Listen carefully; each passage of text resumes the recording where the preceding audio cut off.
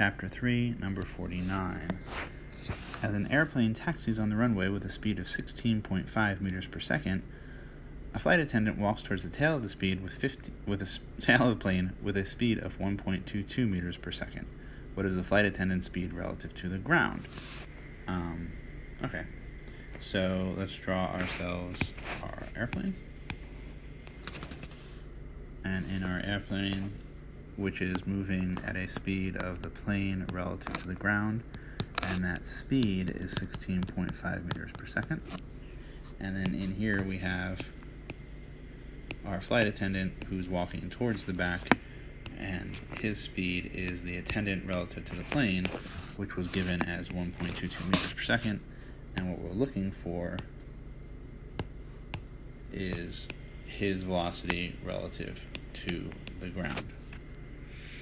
And we know from our relative motion equation that the velocity of the attendant relative to the ground as a vector is going to equal the velocity of the attendant relative to the plane as a vector plus the velocity of the plane relative to the ground as a vector.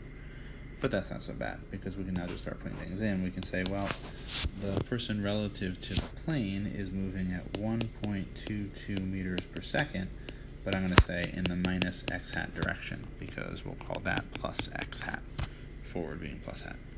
And then the velocity of the plane relative to the ground is going to be 16.5 meters per second in the plus x hat direction. And we can just now factor out the x hat, and we have something which essentially is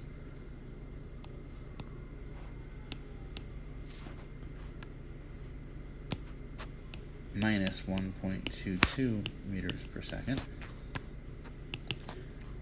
plus 16.5 meters per second, all in the x hat, and we get 15.3 meters per second in the x hat.